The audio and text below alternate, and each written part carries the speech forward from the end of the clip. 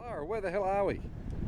The Opal Miner Museum? Yeah, what town? Coober. Well done.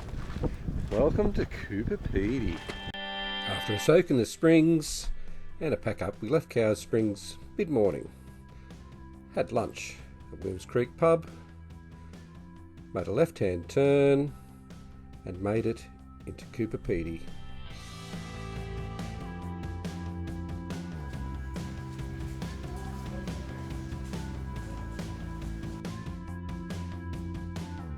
What you found, Leslie? I found like a train. Things like mining equipment. Mining opal.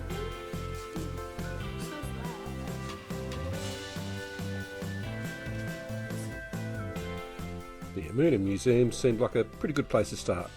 Everything you need to know about Coober Pedy, mining, Aboriginal culture and opals, you'll certainly find it here. And of course, the gift shop. Come up a bit short. Oh, yeah. I just noticed that. It's incredible, isn't it? Yeah, it's really nice. That's pretty.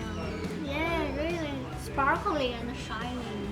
Yeah. It's glittery, isn't it? You love glitter.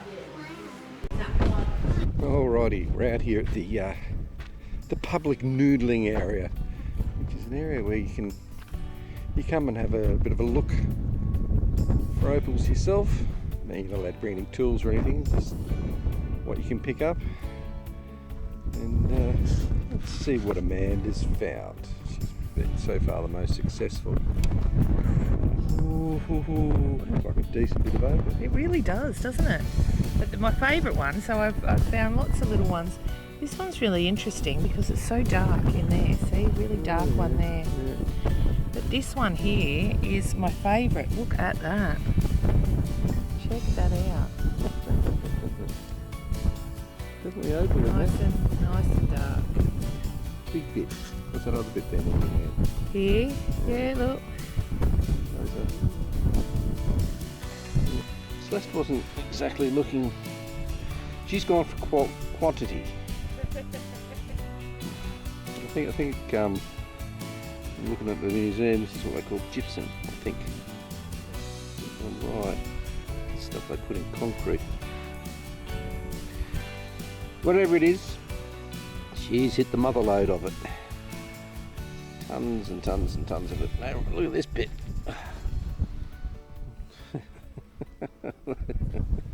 Okay, well, there's a lot of underground churches in Coober Pedy, so we're going to check out the catacomb church.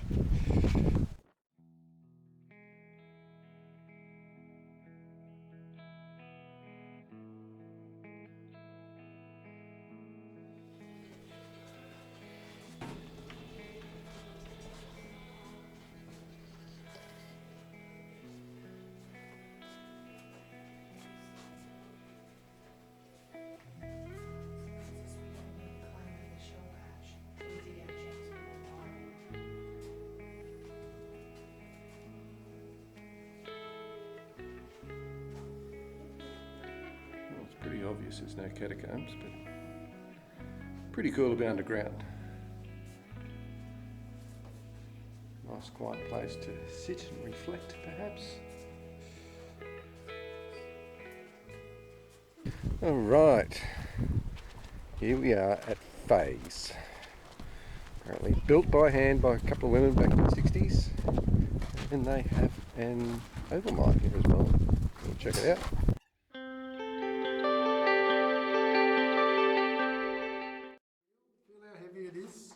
All that, right? Now these are all just fossils, okay? I'll hand a couple over the back there. Yeah, hand them around. These can be found out near the breakaways and that. They are just normal fossils though, nothing special. Now, when the inland sea dried up, which was approximately 125 million years ago, it left behind vast silica deposits. The silica deposits were then rained on with acid rain thanks to all the volcanic activity a bit further up. So that acid rain turned the whole silica deposit, or all the silica that it came in contact with, into like a jelly type substance, which would flow down vertical fault lines and out into the horizontal fault lines that we call verticals today. Now when the little beads of silica, when the individual beads were in the molten state, they'd start bonding with other beads to make balls. The balls would bond to make plates. So if all your beads and balls and plates and all that are nice and even, that's when you get your play of colour. The reason it dances and that, it's just splitting the light and the angle changes, that's why the colours move, right? When you get the other stuff, can I have that piece for a sec, please? Yeah, common opal or potch, that's when it just bounces the light back out holus polus with no real play of colour. And that little bar there doesn't really qualify as colour. Oh. Okay, it's got to be something more like that. Yeah.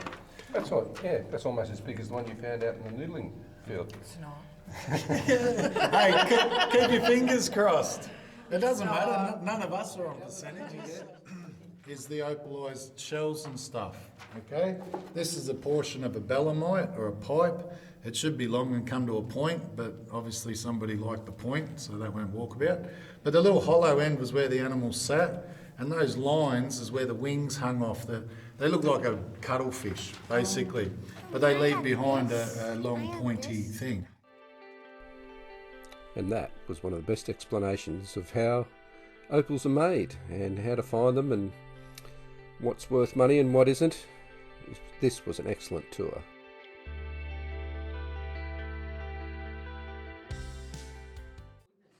Right, yeah, you see those white bits that are shining? That's the bits of material that have been left behind. So when you run around old workings, you just mark these spots, and then you come back later with the white torch. Oh, nah, potch. Oh, well, try again. Or maybe put a few bombs and see if it's going to change its mind somewhere later. Faye mined all this with gelignite, and that's an average stick of gelignite. People started to go to AMFO. The government introduced it as an explosive alternative, but it was a hell of a lot cheaper than gelignite. Back when I first got to town, I think AMFO and all that was running only about 1/3 the price of gelignite. So, more bang for your buck. It's harder to detonate though. It is a fertiliser until you mix it with oil. It's harder to detonate, so that's where the cortex comes into it. So we call these sausages because you make your skin just a little bit smaller than your hole, and those 2-inch holes there are for AMFO. A face like that would be about 10 individual sausages. So you're talking 5 kilos all up. Yeah, not the sort of thing you want going off in your hand, because static discharge will set them off still, right? Our guide had some fantastic stories and really painted the picture of how hard, tough and lawless Coober Pedy was back in the day, and probably still is to a certain extent.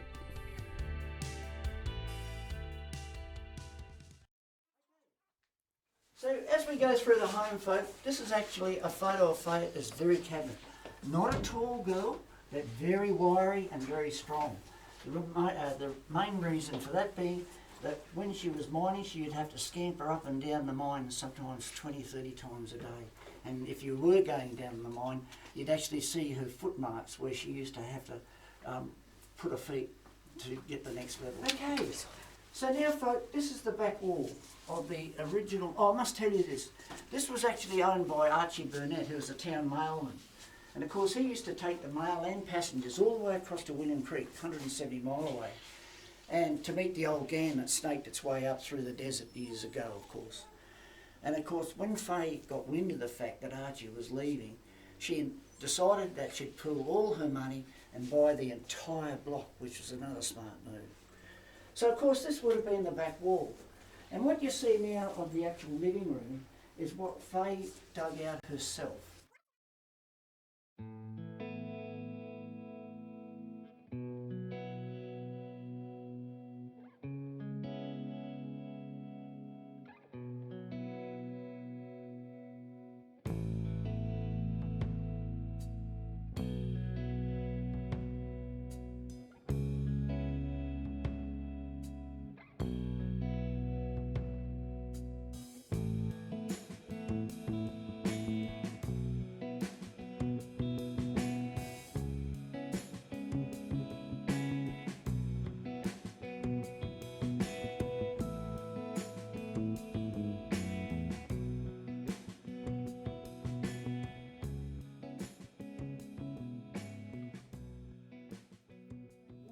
fireplace that was a constant 23 degrees.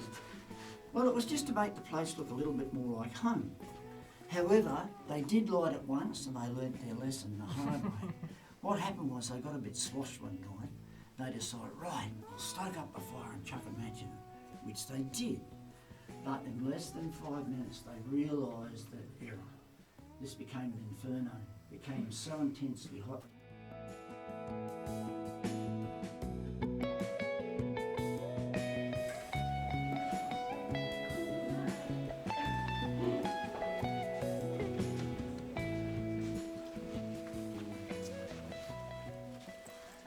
So in 1971, folks, the girls decided they were going to dig into the swimming pool. And when they went downtown and told all their girlfriends about what their intentions were going to be, they were laughed at and furthermore told that they... Okay, Severian Church, or underground church. Excuse the wind noise.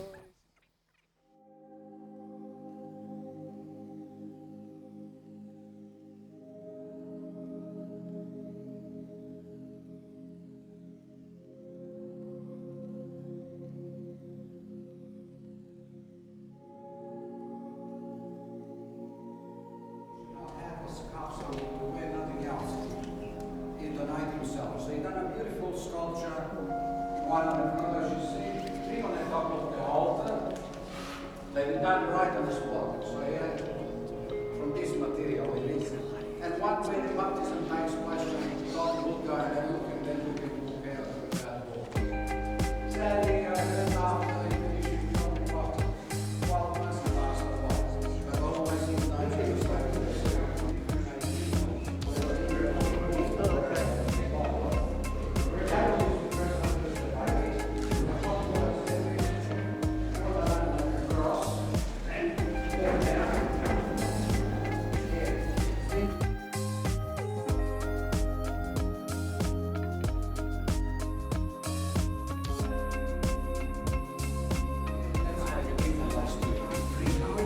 probably working hard, but they work not under control. Plus,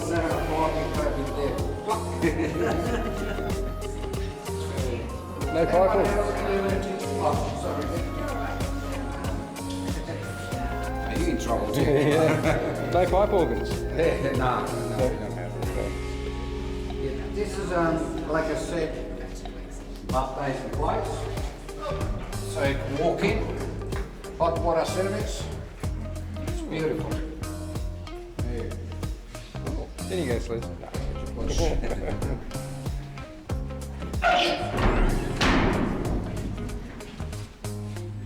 Wow. It's good enough. You can have a look at it. Yeah. Probably in those days, if they all were hot, they go into the market. Most of them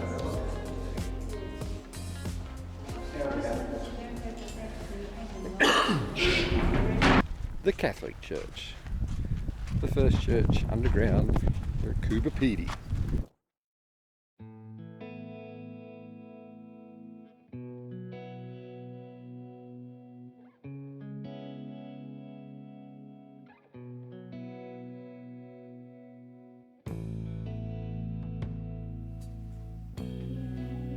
Spell. Yeah, I know how to spell.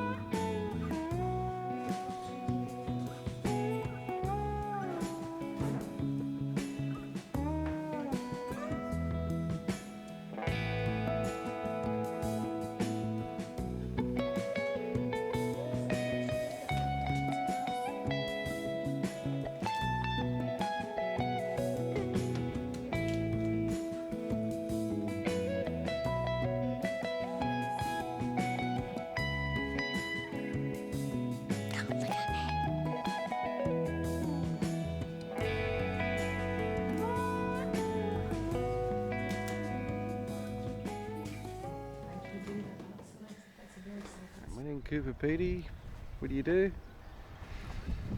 You go see the big winch.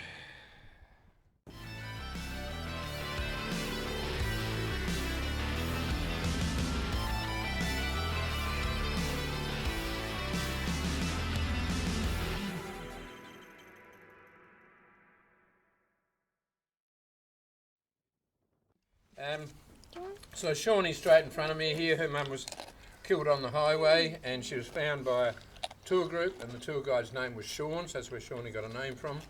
When they found her, she's in pretty bad shape, had a broken left eye socket, like damaged the front of her face from the accident, killed her mum. We're still though, I don't know if you've seen our big eagles, the big birds we've got up this way, have up to 2.8 metre wingspans. They were feeding on the dead mother and eating Shawnee alive. So when she came in, all her tail, backside and legs were stripped bare from the eagles eating her. She's healed up really good. She's 10 years old, lost a bit of her nose, that's the only permanent scar she's got. And she's doing really well. This is Minmar here. Minmar's 10 years old as well. Minmar's mother was hunted by the Aboriginal people, brought in by the Aboriginal girl. Her name Minmar is a Kangaroo, it means these old women. So Remember, don't pat him on the top of his head, he doesn't like that.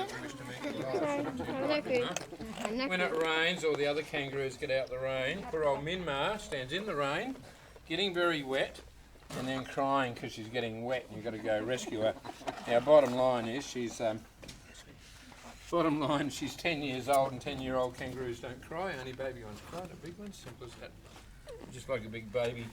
Still getting his fur. He's what we technically class as a pinky, and he's around about 5 months old now. We've had him for just over a month. So what's today? Saturday, I reckon we got him 4 weeks ago today. Something like 4 or 5 weeks ago today. When he arrived, he didn't have any fur whatsoever.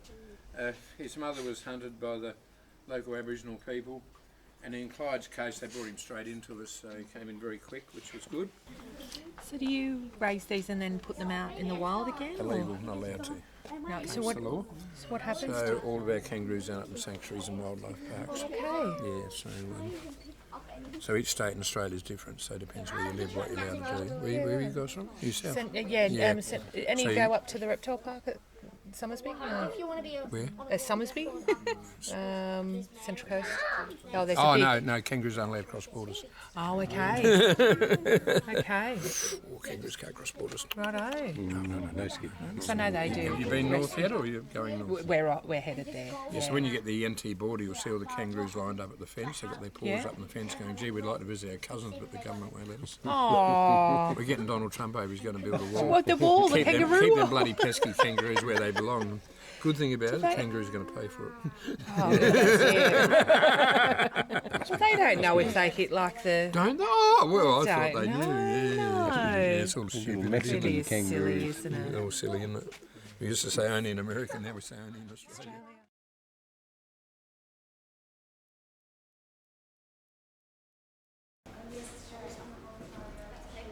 It's white. It's white.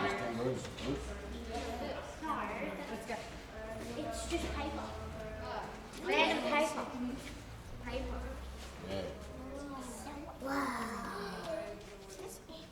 You done? Another Tommy Crow masterpiece.